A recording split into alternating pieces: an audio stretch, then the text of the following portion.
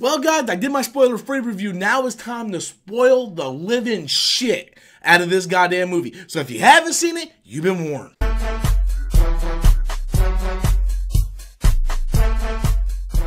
Hello everybody, I'm Robert Storms. Welcome back to the channel once again. If you're finding me for the very first time, be sure to click that subscribe button. So yesterday I released my spoiler-free review of Ant-Man, and as you guys know, I was let down a little bit by the film, but I couldn't really get into specifics of why I was really let down without spoiling the film. But at the end of the day, I just think to myself, like, was this a movie that needed to be made in the MCU? Did we need to go on this adventure of Hank Pym and Hope going to try to find her? Like, did we really need to go find Janet? I mean, like, that's the whole movie. It's like, oh, we gotta find Janet. We gotta find Janet. Like, every 5 minutes, we gotta find Janet. And then we have the Ghost character, Lawrence Fishburne's character who plays Goliath. He basically kind of adopted her after her parents were killed in this science experiment using Hank Pym's technology, and she becomes Ghost. I was like, man, from the trailers, you look fantastic. I like that they took the Ghost character, made it a chick,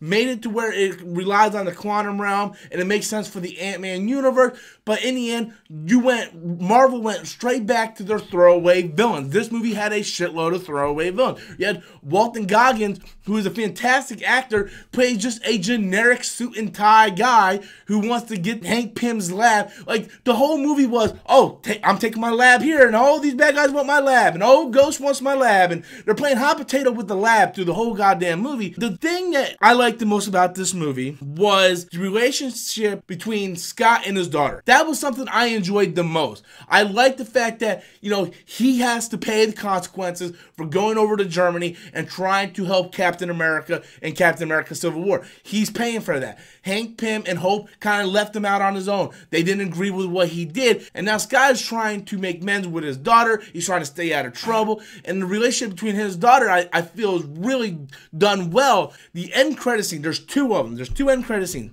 I'm telling you right now, after the first one, just get up and walk away, because the second one is complete trash. It was the scene from the trailer. The scene that we saw in the trailer is the end credit scene for the movie. Now, the first end credit scene I liked a lot. Scott is going into the quantum realm to try to get quantum rays on, to try to help Ghost, and then guess what? Thanos' snap went through and everybody turned to ash. But overall, I liked the movie. I had a fun time with the movie. I did not think it was better than the first one at all. I actually think this movie is a step back, mostly because I feel when you have something like the last 3 movies that came out with Thor Ragnarok, Black Panther, Avengers, Infinity War, this movie just felt like a movie that really didn't need to be told just yet.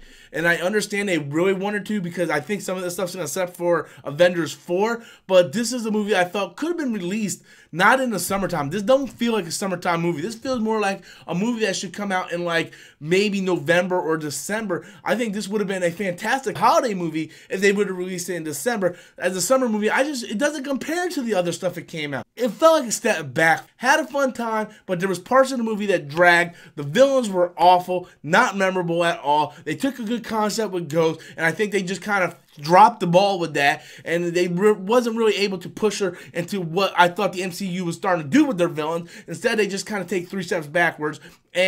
But overall, just, you know, really let down from the movie. I want to know what you guys think. What were some of your favorite parts? Were you let down by the movie? Do you think maybe the summertime was a bad time for it to be released? I'm kind of curious to see how this thing does at the box office. I think it might surpass Justice League's opening weekend.